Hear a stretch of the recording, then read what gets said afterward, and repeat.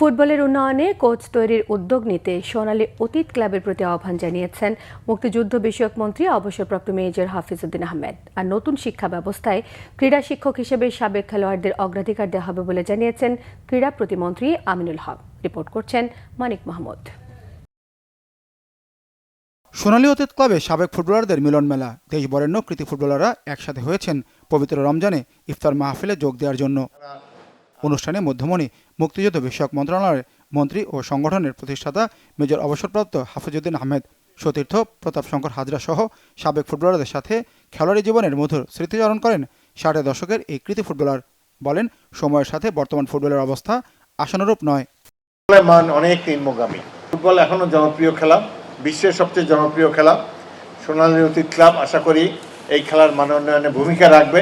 যারা সিনিয়র খেলোয়াড় আছে, যারা কোচ আছে, তরুণদেরকে একটা কোচিং এনে এখন অল্প বয়সে যদি একজন কোচ থাকে তাদের খেলাধুলার বেসিক যেসব ভুল ভ্রান্তি থাকে ওগুলো দূর করতে পারে। তো খেলা ছাড়া পরে খেলাকে সার্ভ করতে হলে কোচ হিসাবে স্কুলে কিশোরদেরকে ট্রেনিং দিয়ে এটা একটা কাজ আপনারা করতে পারেন। তাতে জাতি উপকৃত হবে, খেলাও উপকৃত হবে।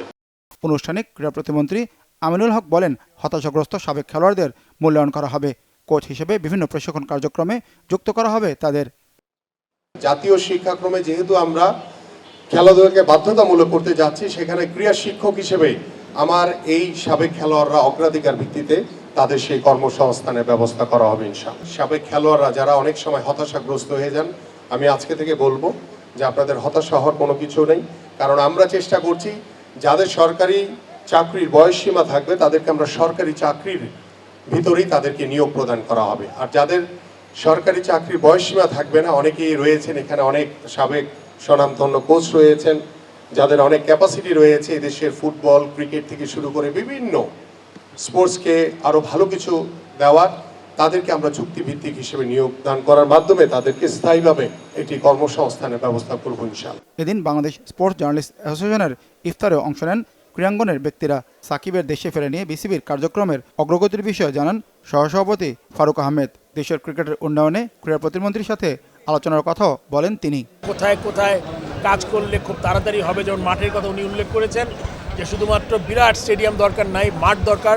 এটাও কিন্তু আমরা ক্রিকেট বোর্ডে অ্যালাইন। আমরা মনে হয় যে একটা ভালো উইকেট, একটা ড্রেসিং রুম আর একটা সুন্দর মাঠ আর কিছু প্র্যাকটিস ফ্যাসিলিটি যত তাড়াতাড়ি সম্ভব যতগুলো করা যায় ততই আমাদের আসলে প্রত্যন্ত অঞ্চল থেকে যেসব খেলোয়াড় আছে যারা তাদের ট্যালেন্টটা দেখাতে পারেনি তারা ওখান থেকে দেখাবে এবং আস্তে আস্তে এই সিস্টেমের মধ্যে ঢুকে যাবে।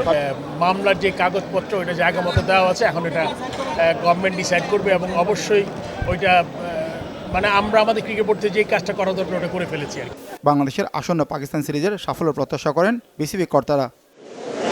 মানিক মাহমুদ, বাংলা ভিশন, ঢাকা।